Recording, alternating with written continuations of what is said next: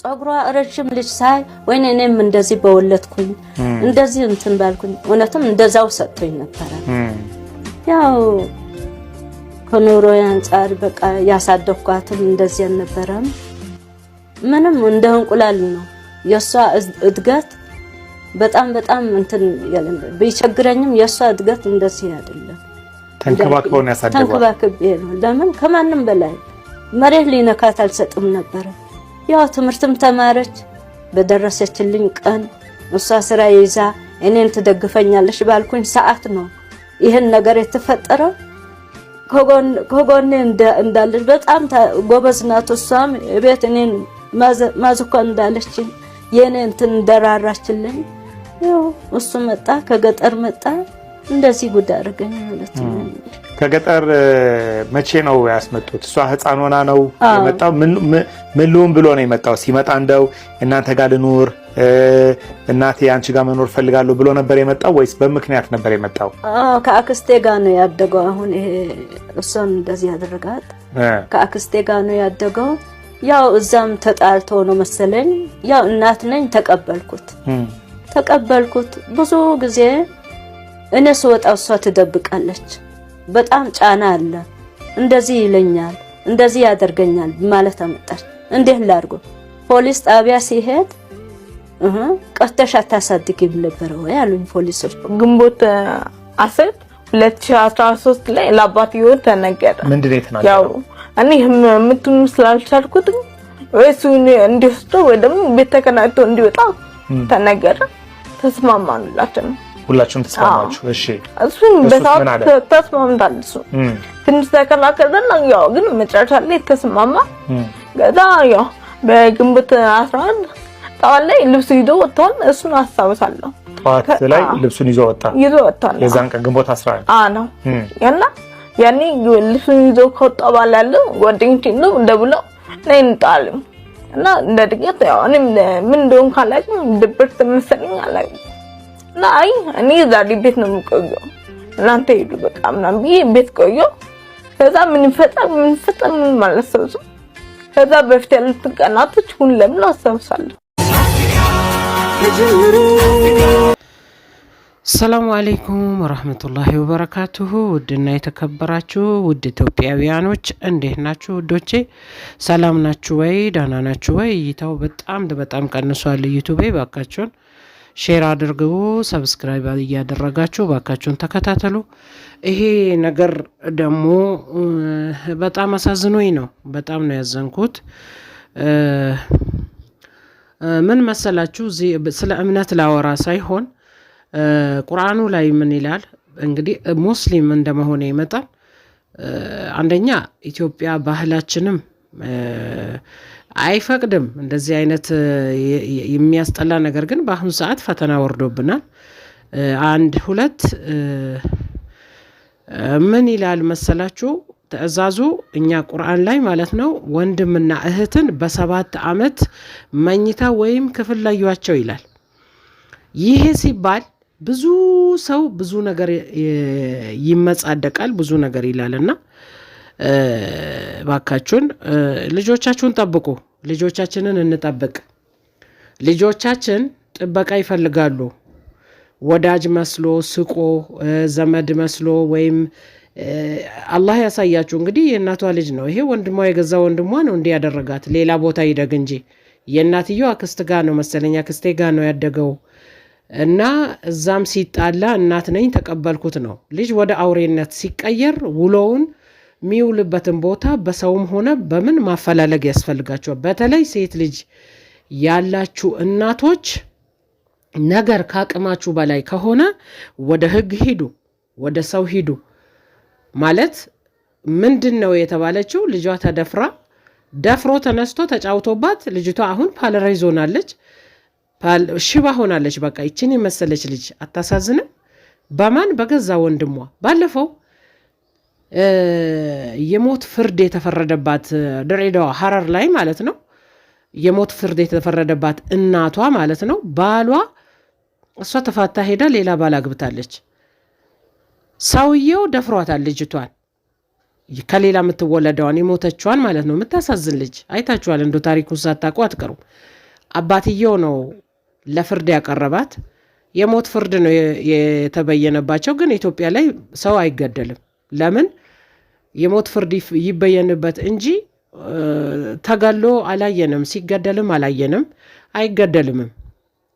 ለምን አልተፈረመም? ወረቀቱ ላይ አንፈርምም፣ የሞት ፍርድ አንፈርድም እያሉ የበላይ አካላቶች አመራሮች እንትን አይሉ፣ ትዕዛዙ አይካሄድም። ቢሆንማ ኖሮ እንደዚህ አይነት ሰዎች ነበረ መቀላት የነበረባቸው።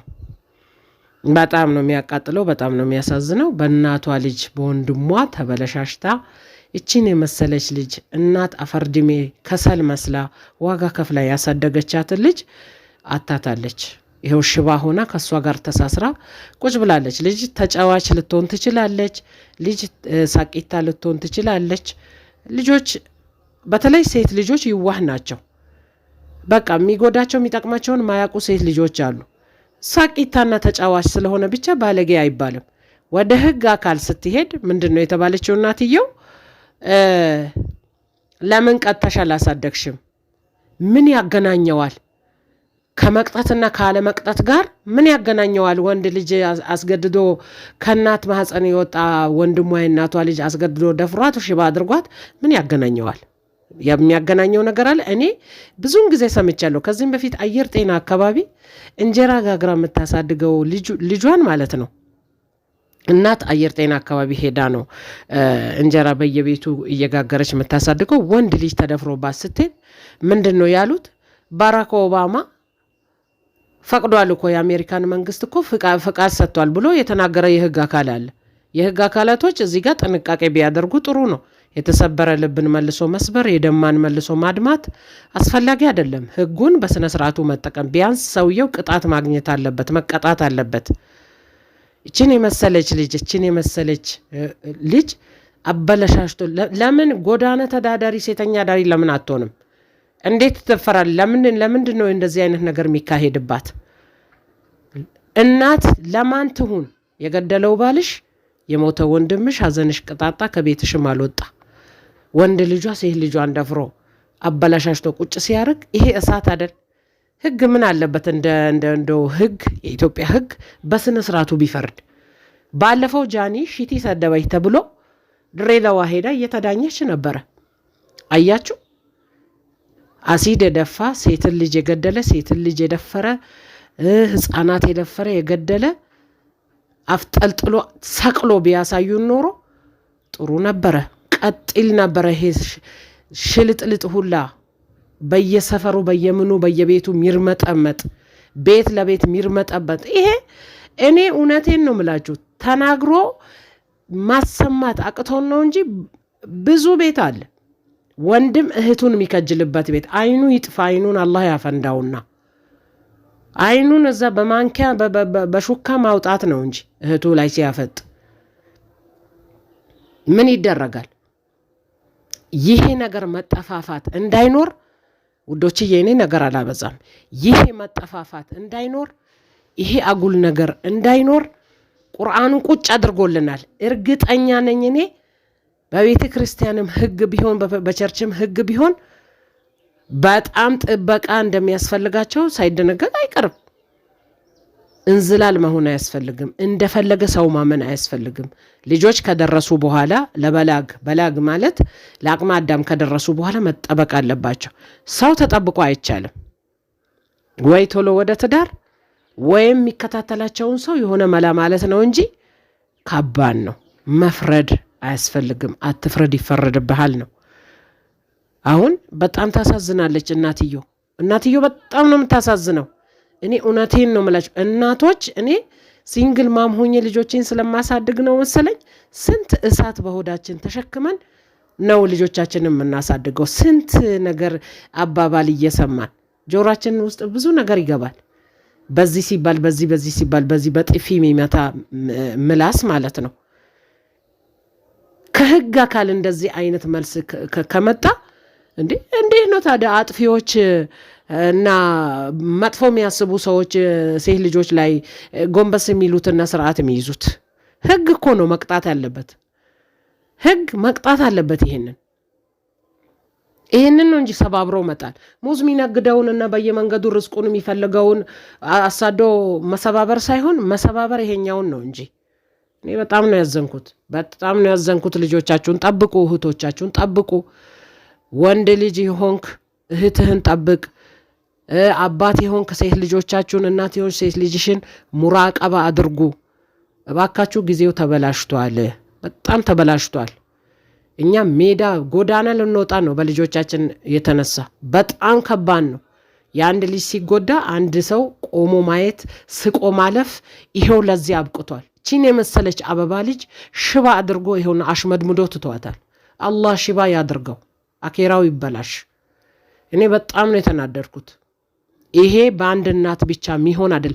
ብዙ ቤቱ ይቁጠረው በእንደዚህ አይነት ተሽመድምደው ተሳቀው ብዙ ነገር ደርሶባቸው ከዚህም በፊት ኢቢኤስ ላይ 3 ልጆቹን አባት እየደፈረ አንዷን በጣም ጎቷት ወደ አኬራ ሄዳለች።